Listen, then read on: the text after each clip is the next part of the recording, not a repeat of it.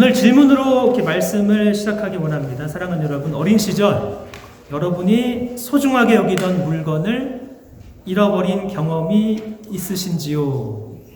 말씀을 준비하면서 이 질문을 먼저 드렸습니다. 어린 시절 참으로 가슴 아픈 기억이 생각이 났습니다. 제가 1988년 고등학교 1학년 때부터 교회를 다니기 시작했는데 6년 전 초등학교 3학년 집 근처에 있는 이 교회의 여름 성경학교에 처음 교회를 갔습니다. 그날 비가 오는 날인데 어머님께서 사주신 새 신발을 신고 여름 성경학교를 갔다가 성경학교가 마쳤을 때 아무리 찾아봐도 제 새 신발도 없고 그리고 가지고 간 우산도 잃어버렸습니다.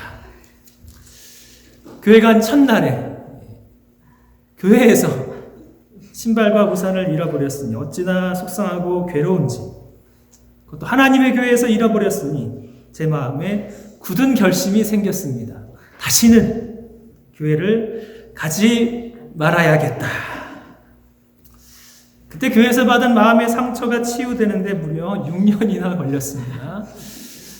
6년 동안 교회를 열심히 다녔으면 더 좋은 하나님의 사람이 됐을 텐데 고등학교 1학년 때 다시 가기까지 참 많은 시간이 걸렸습니다. 아직도 그때 잃어버린 우산과 그리고 특별히 어머님께서 사주신 새 신발을 생각하면 마음이 괴롭고 마음이 아파옵니다. 오늘 우리에게 주신 하나님 말씀은 십계명의 제8번째 계명의 말씀, 도둑질 하지 말라. 가져간 그 친구 어떻게 됐는지 모르지만 이 말씀을 꼭 들을 수 있으면 참 좋겠습니다. 십계명의 8번째 계명, 우리는 이 말씀을 우리 시대에 어떻게 이해하고 어떻게 순종해야 하는 하나님의 말씀인지 함께 생각해 보기를 원합니다. 먼저 도둑질 하지 말라 계명을 자세히 살펴보면 목적어가 없습니다. 우리는 무엇을 도둑질하지 말아야 하는 것입니까? 사랑하는 여러분, 이 계명의 말씀을 받는다면 여러분은 무엇을 도둑질하지 말아야겠습니까? 십계명의 10가지 계명 다시 한번 마음에 새기며 기억하길 원합니다. 일상이, 안경살, 간도 크다. 오늘은 도입니다. 도. 10계명 가운데 1계명부터 4계명, 하나님을 전심으로 사랑하는 방법인 예배에 관한 계명이고 5계명부터 10계명, 이웃을 사랑하는 구체적인 방법입니다. 우리는 부모님을 공경합니다. 우리는 살인하지 않습니다. 우리는 간음하지 않습니다. 도둑질하지 아니하며 거짓 증언하지 아니하며 모든 죄의 근원이 되는 마음의 탐내지 아니하며 살아갑니다. 도둑질하지 말라는 계명의 말씀을 이해할 때 하나님은 우리에게 무엇을 구체적으로 도둑질하지 말아야 하는지 출애굽기 21장 12절부터 17절 이렇게 계명의 말씀을 설명하여 주셨습니다. 사람을 쳐 죽인 자는 반드시 죽일 것이나 만일 사람이 고의적으로 한 것이 아니라 나 하나님이 사람을 그의 손에 넘긴 것이면 내가 그를 위하여 한 곳을 정하리니 그 사람이 그리로 도망할 것이며 사람이 그의 이웃을 고의로 죽였으면 너는 그를 내 제단에서라도 잡아내려 죽일지니라. 자기 아버지나 어머니를 치는 자는 반드시 죽일지니라. 사람을 납치한 자가 그 사람을 팔았든지 자기 수하에 두었든지 그를 반드시 죽일지니라. 자기의 아버지나 어머니를 저주하는 자는 반드시 죽일지니라. 이 말씀을 보면 십계명의 5번째 계명, 부모님을 공경하지 아니하고 자기 아버지나 자기 어머니를 치는 사람, 자기 아버지나 어머니를 저주하는 부모 공경의 하나님 말씀에 순종하지 않는 사람의 죄는 반드시 죽일 것이다 라고 말씀합니다. 그리고 제 6번째 계명, 살인하지 말라. 사람을 쳐 죽인 사람을 고의적으로 죽인 살인의 경우도 마찬가지입니다. 그리고 십계명의 제 7번째 계명, 간음하지 말라. 누구든지 남의 아내와 간음하는 자, 곧 그의 이웃의 아내와 간음하는 자는 그 간부와 음부를 반드시 죽일지니라. 5계명과 6계명과 7계명의 공통점, 그 죄를 범했을 때는 하나님께서는 죽음으로 심판하신다. 참으로 두려운 하나님의 말씀입니다. 부모님을 공경하지 않는 죄도 참으로 심각한 죄이며, 살인하는 죄도 심각한 죄이며, 간음도 심각한 죄인데, 오늘 이 말씀 보면 도둑질 하지 말아야 할 것 가운데 16절 말씀을 보면 도둑질을 하는 대상이 있습니다. 사람을 납치한 자가 그 사람을 팔았든지 자기 수하에 두었든지 그를 반드시 죽일지니라. 도둑질의 대상이 바로 사람입니다. 하나님의 형상으로 지음받은 존귀한 사람을 납치하는 죄, 사람을 납치해서 사람을 파는 죄, 사람을 납치해서 자기 수하에 두는 죄는 너무나도 심각해서 모두 죽음으로 다스리라 말씀합니다. 구약에 있는 말씀과 신약에 있는 말씀 두 구절을 더 살펴보기를 원합니다. 신명기 24장 7절 이렇게 말씀합니다. 사람이 자기 형제 곧 이스라엘 자손 중 한 사람을 유인하여 종으로 삼거나 판 것이 발견되면 그 유인한 자를 죽일지니 이같이 하여 너희 중에서 악을 제할지니라. 사람을 유인하는 것입니다. 그래서 종으로 삼는 것입니다. 사람을 유인해서 파는 것입니다.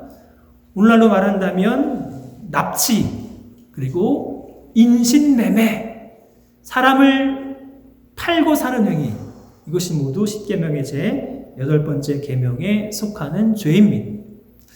구약만이 아닙니다. 신약성경 디모데전서 1장 9절과 10절 말씀 보면 이 5계명부터 9계명까지 사도 바울은 이렇게 설명을 하고 있습니다. 알 것은 이것이니 율법은 옳은 사람을 위하여 세운 것이 아니요 오직 불법한 자와 복종하지 아니하는 자와 경건하지 아니한 자, 죄인과 거룩하지 아니한 자와 망령된 자와 아버지를 죽이는 자와 어머니를 죽이는 자와 살인하는 자며 음행하는 자와 남색하는 자와 인신매매를 하는 자와 거짓말하는 자와 거짓 맹세하는 자와 기타 바른 교훈을 거스리는 자를 위함이니. 디모데전서 이 말씀도 자세히 살펴보면 10계명의 이웃사랑의 계명이 들어 있습니다. 아버지와 어머니를 죽인 자, 5계명의 부모 공경, 살인하는 자, 6계명입니다. 7계명에 해당되는 음행과 남색, 그리고 여기 8계명에 해당되는 죄는 바로 인신매매, 9계명은 거짓말과 거짓 맹세. 도둑질 하지 말라 해서 가장 중요한 도둑질은 사람을 훔치는 것입니다. 사람을 훔쳐 행하는 납치, 납치한 사람을 사고 파는 인신매매, 사람을 훔쳐서 자기 수하에 두고 노예로 삼는 것이 1차적으로 도둑질 하지 말라 해서 가장 중요한 말씀의 해석입니다. 사랑하는 여러분, 그런데 왜 우리 하나님은 왜 믿음의 사람들에게 도둑질 하지 말라라고 하실까요? 그 이유를 한번 생각해 보면 좋겠습니다. 구약을 열심히 생각해 보고 찾아보니 도둑질 하지 말아야 되는 중요한 이유가 빠져 있습니다. 10계명의 이웃사랑의 계명에는 10계명에 잘 나타나 있지 않지만 거기에는 중요한 이유가 있습니다. 복습해 보기 원합니다. 내 부모를 공경하라. 우리는 왜 부모님을 공경해야 합니까? 그 이유는 우리 부모님은 하나님을 대리하여 우리에게 하나님 말씀을 전해주시고 하나님을 대리하여 우리를 먹여주시고 입혀주시고 키워주시는 하나님의 대리인이기에 살인하지 말라. 살인하지 말아야 되는 그 중요한 이유, 사람은 하나님의 형상으로 지음받은 존귀한 존재이기에 사람은 아무리 부족해도 의와 진리와 거룩과 지식의 하나님의 형상으로 지음받은 존귀한 사람이기에 살인하지 말아야 하는 것입니다. 지난주 함께 나눈 간음하지 말라. 가늠하지 말아야 되는 중요한 이유 무엇이었습니까, 여러분? 가늠하지 말아야 되는 중요한 이유, 한마디로 말한다면 언약입니다.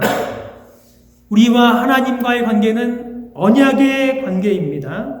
결혼은 언약의 관계이며 간음은 언약의 관계를 파괴하고 깨트리는 죄이기에 우리는 간음을 해서는 안 되는 것입니다. 그러면 이번에는 왜 도둑질 말라 하실까요? 그 중요한 이유가 무엇이겠습니까? 이 질문을 곰곰이 생각하던 중에 생각난 말씀이 예수님의 산상수훈에 나오는 황금률, 마태복음 7장 12절 황금률의 말씀입니다. 그러므로 무엇이든지 남에게 대접을 받고자 하는 대로 너희도 남을 대접하라. 이것이 율법이요 선지자이니라. 황금률은 기독교인의 윤리에 가장 중요한, 그러면서 가장 기초가 되는 하나님 말씀입니다. 그런데 이 황금률 앞에 아주 중요한 말씀이 있습니다. 황금률은 그러므로라고 시작하는데 이 그러므로라고 시작하는 말씀 앞에 아주 중요한 말씀의 가르침이 있습니다.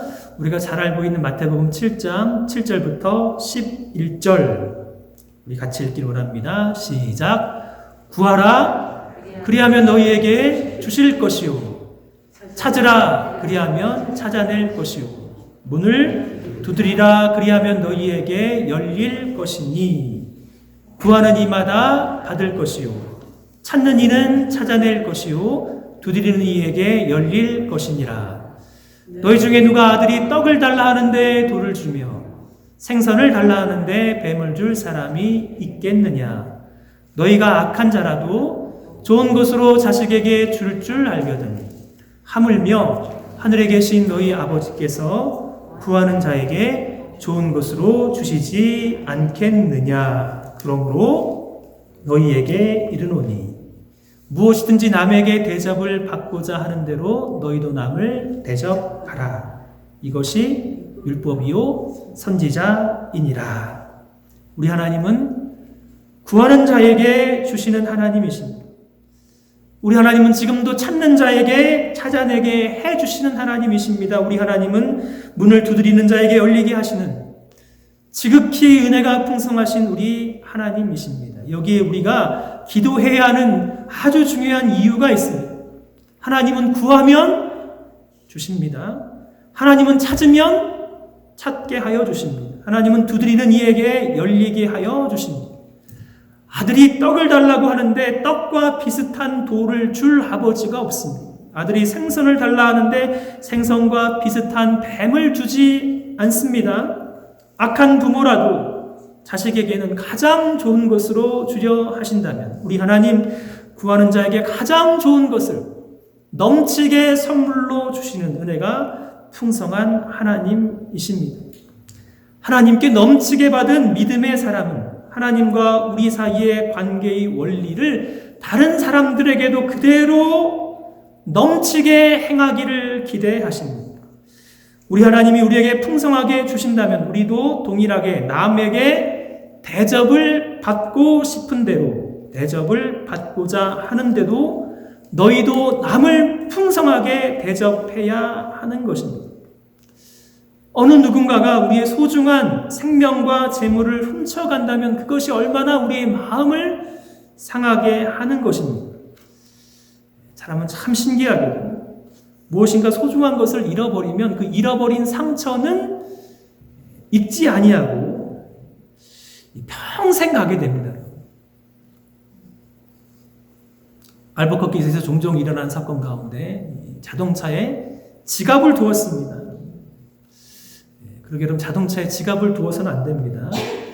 자동차에 둔 지갑 누군가가 훔쳐간다면 그 상처는 평생 가게 됩니다. 우리는 남에게 대접을 받고자 하는 대로 남을 대접하는 방법을 배워야 합니다. 그러니 도둑질하지 말라 이 말씀은 하나님과 우리 사이의 관계의 원리를 사람과 사람 사이의 관계의 원리에 적용하라 하시는 하나님의 말씀입니다. 우리 그리스도인의 삶은 누군가의 소중한 생명과 재물을 훔치는 도둑질하는 삶이 아니라 우리의 삶은 가장 기본적으로 남에게 대접을 받고자 하는 대로 너희도 남을 대접하는 황금률부터 시작하는, 그래서 우리에게 아낌없이 풍성하게 부어주시는 은혜의 하나님을 따라서 우리도 동일하게 아낌없이 풍성하게 은혜를 베푸는 믿음의 삶을 살라. 이 말씀이 바로 도둑질하지 말라는 계명의 이유입니다. 그렇다면 구체적으로 어떻게 무엇을 도둑질하지 말아야 하는 것입니까? 하이델베르그 신앙고백서 제110문과 111문 질문과 답변 함께 읽기를 원합니다. 제가 질문 읽으면 우리 답변 같이 읽기를 원합니다. 제8계명에서 하나님께서 금하시는 것은 무엇입니까? 하나님께서는 국가가 법으로 처벌하는 도둑질과 강도질만을 금하신 것이 아니고 이웃의 소유를 자기의 것으로 삼으려고 시도하는 모든 속임수와 관계를 도둑질이라고 말씀하십니다. 이러한 것들은 폭력으로 혹은 합법성을 가장하고서 일어날 수 있는데 곧 거짓 저울이나 돼, 부정품, 위조 화폐와 고급 고리대금 같은 일, 기타 하나님께서 금하신 일들입니다. 하나님께서는 또한 모든 탐욕을 금하시고 그의 선물들이 조금이라도 잘못 사용되거나 낭비되는 것을 금하십니다. 자, 그 다음 질문도 읽겠습니다. 이 계명에서 하나님께서 원하시는 것은 무엇입니까? 시작. 내가 할 수 있고 해도 좋을 경우에는 나의 이웃의 유익을 증진시키며 내가 남에게 대접을 받고 싶은 대로 이웃에게 행하고 더 나아가 어려움 가운데 있는 가난한 사람을 도울 수 있도록 성실하게 일해야 합니다. 도둑질하지 말아야 하는 이유가 하나님께서 우리에게 풍성하게 은혜를 베풀어 주신 황금률이 기초였다는, 먼저 우리가 받은 모든 소유물은 우리의 것이 아니라 하나님의 은혜의 선물임을 꼭 기억해야 하는 것입니다. 도둑질하지 말라는 것은 내 것이 아닌 남의 것, 내 것이 아닌 소유물과 남의 소유물을 인정하는 것입니다. 그렇다면 나의 소유물과 다른 사람의 소유물, 우리가 이 땅에서 얻은 소유물은 어떻게 얻은 것입니까? 여러분이 얻은 소유물은 어떻게 얻은 것입니까? 신명기 8장 11절부터 18절 하나님은 이스라엘 백성들에게 이렇게 말씀하십니다. 내가 오늘 내게 명하는 여호와의 명령과 법도와 규례를 지키지 아니하고 내 하나님 여호와를 잃어버리지 않도록 삼갈지어다. 내가 먹어서 배부르고 아름다운 집을 짓고 거주하게 되며 또 내 소와 양이 번성하며 내 은금이 증식되며 내 소유가 다 풍부하게 될 때 내 마음이 교만하여 내 하나님 여호와를 잃어버릴까 염려하노라. 그러나 내가 마음에 이르기를 내 능력과 내 손의 힘으로 내가 이 재물을 얻었다 말할 것이라. 내 하나님 여호와를 기억하라. 그가 내게 재물을 얻을 능력을 주셨습니다. 이같이 하심은 내 조상들에게 맹세하신 언약을 오늘과 같이 이루려 하심이니라. 우리도 모르는 사이에 우리의 삶이 부해졌습니다. 배부르게 먹을 수 있게 되어 아름다운 집도 선물로 주셔서 거기에 거주하게 되었습니다. 소와 양이 번성하게 되어 은과 금이 증식되어 계속해서 우리의 모든 소유가 다 풍성해졌습니다. 그때 우리의 마음에 우리도 모르게 교만이 찾아옵니다. 마치 내 능력과 내 손의 힘으로 이 모든 재물을 얻었다 말하고 싶습니다. 이것이 가장 위험한 교만의 죄악입니다. 교만은 우리를 하나님을 겸손히 섬기는 자리가 아니라 우리도 모르게 하나님의 자리에 올라서는 것입니다. 교만은 하나님의 자리에 서서 모든 것을 판단하기 시작합니다. 하나님이 재물을 얻을 수 있는 힘도 주시고 하나님이 재물을 얻을 수 있는 능력도 주셨는데 그것은 다 잊어버리고 마치 내 능력과 내 힘으로 모든 것을 다 이룬 것처럼 착각하기 시작합니다. 그때 우리는 땅과 거기 충만한 것과 세계와 그 가운데 사는 자들은 다 여호와의 것입니다. 이 말씀이 우리 마음에 들어오지 아니하고 땅과 거기 충만한 것과 지금 내가 하나님께 풍성히 받아서 누리는 모든 것들이 하나님의 것이 아닌 내 마음대로 할 수 있는 나의 것으로 착각하기 시작합니다. 이때가 우리 인생에서 가장 큰 위기의 순간입니다. 내 손의 힘으로 무엇인가를 성취하고 이룬 것 같은 바로 그때 하나님이 주신 은혜의 선물을 전부 나의 것으로 착각하는 것이 우리 인생의 신앙의 위기입니다. 그러게 하나님의 것을 하나님의 것으로 인정하지 않는 죄를 범할 수 있는 가능성이 너무나 큽니다. 도둑질하지 말라 하시는 하나님께서 하나님 백성들이 하나님의 것을 도둑질한다라고 말씀합니다. 말라기 3장 8절부터 10절 이 말씀 같이 읽길 원합니다. 시작. 사람이 어찌 하나님의 것을 도둑질하겠느냐?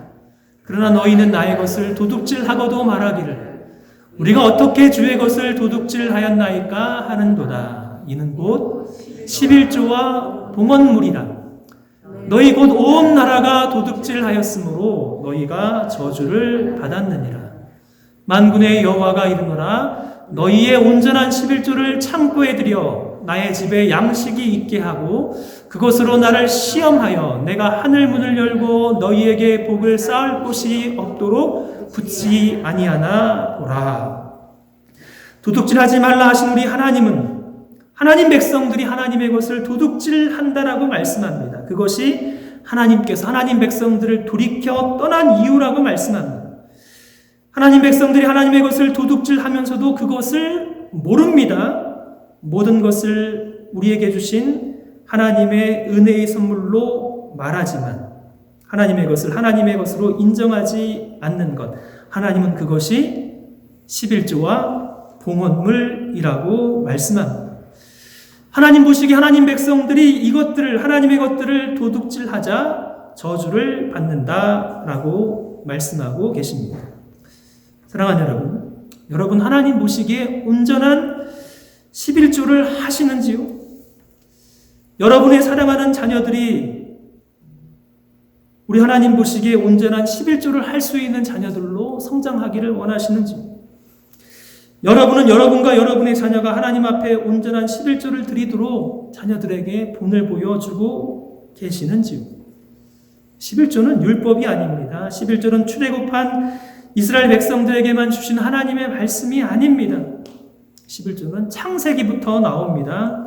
전쟁에서 승리한 믿음의 조상 아브라함이 자발적으로 살렘 왕이며 지극히 높으신 하나님의 대제사장 멜기세덱에게 10분의 1을 감사함으로 드렸습니다.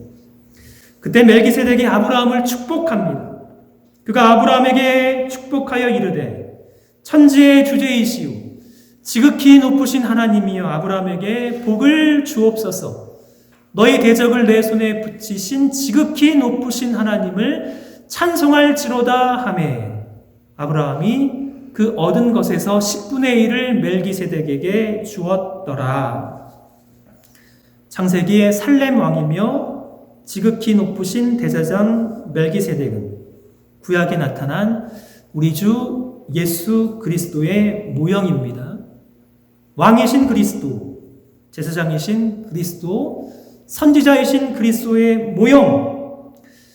구약의 멜기세덱이 그리스도의 모형이라면, 그래서 믿음의 조상이 멜기세덱에게 그 얻은 것의 10분의 1을 믿음으로 드렸다면 우리 믿음의 성도들은 그 얻은 모든 소득이 하나님의 것임을 인정하며 올려드리는 11조를 주 예수 그리스도를 위하여 그리스도의 몸된 교회의 사역을 위해서 드려서 하나님의 사역을 이어가는 것이 얼마나 합당한 것이겠습니까? 하나님은 우리에게 온전한 11조를 요구하십니다. 온전한 11조는 내 마음대로 사용할 수 있는 것이 아닙니다. 온전한 11조는 하나님의 것으로 인정하여서 주님의 교회를 통하여서 사용하시도록 믿음으로 내어드리는 것입니다. 어떤 분은 이렇게 말합니다. 구약의 11조 신약 성경에 없으니, 그러니 신약 성경 시대에는 11조가 폐지되었다라고 주장하는 사람들이 있습니다. 고린도후서 8장 1절부터 5절, 신약의 성도들은 어떻게 하나님 앞에 올려드렸는지 이렇게 말씀합니다. 형제들아, 하나님께서 마게도냐 교회들에게 주신 은혜를 우리가 너희에게 알리노니 환난의 많은 시련 가운데서 그들의 넘치는 기쁨과 극심한 가난이 그들의 풍성한 연보를 넘치도록 하게 하였느니라. 내가 증언하노니 그들이 힘대로 할 뿐 아니라 힘에 지나도록 자원하여 이 은혜와 성도 섬기는 일에 참여함에 대하여 우리에게 간절히 구하니 우리가 바라던 것뿐 아니라 그들이 먼저 자신을 주께 드리고 또 하나님의 뜻을 따라 우리에게 주었도다. 사도 바울은 그 문제가 많은 고린도 교회에게 마게도냐 교회들의 돈을 본받으라고 권면합니다. 고린도 교회는 부유한데 마게도냐 교회는 가난합니다. 고린도 교회는 하나님 앞에 드리는 것이 인색한데 마게도냐 교회의 성도들은 환난의 많은 시련 가운데에서도, 극심한 가난 가운데에서도 하나님의 풍성한 은혜를 알기에 넘치는 기쁨과 자원함으로 풍성한 연보를 넘치게 하였다라고 말합니다. 힘대로 할 뿐만 아니라 힘에 지나도록 자원하여서 하나님 앞에 올려드리며 성도를 섬기는 일에 사용하도록 그렇게 올려드렸습니다. 우리가 하나님께 드리는 11조와 봉헌물과 연보의 목적이 있습니다. 우리가 받은 모든 것이 내 것이 아니라 하나님의 은혜의 선물이라는 믿음의 고백이며, 내 삶과 내 소유의 주인은 내가 아니라 하나님이심을 고백하는, 하나님의 주권을 인정하는 믿음의 고백이며, 나는 하나님이 주신 모든 것의 소유를 성실하게 잘 사용하는 청지기임을 고백하는 믿음의 고백입니다.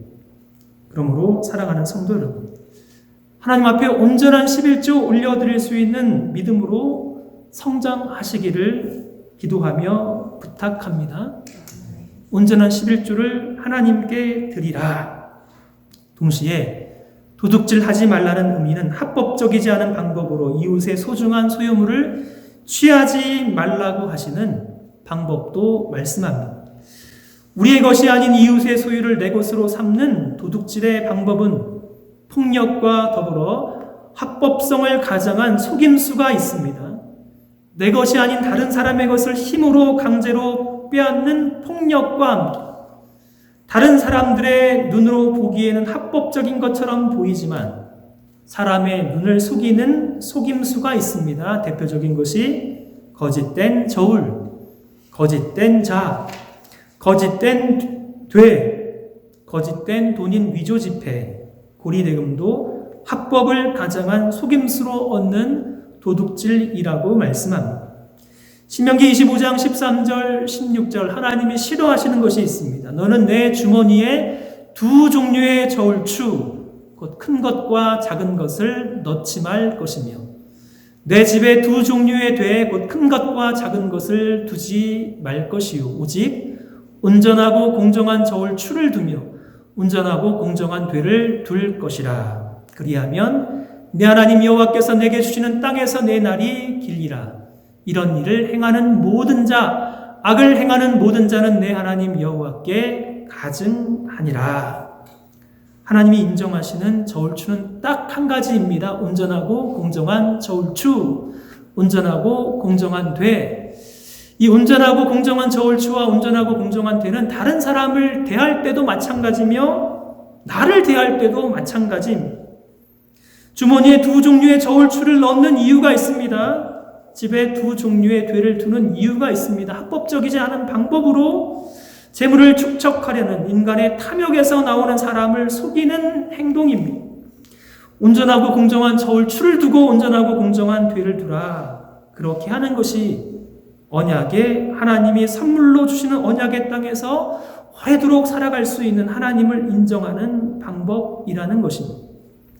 공정과 상식을 강조하는 사람일수록 그 공정과 상식의 잣대가 다른 사람들에게는 참으로 가혹하지만 자신에게는 공정과 상식의 잣대가 다른 사람이 하나님 보시기에는 참으로 가증한 사람입니다.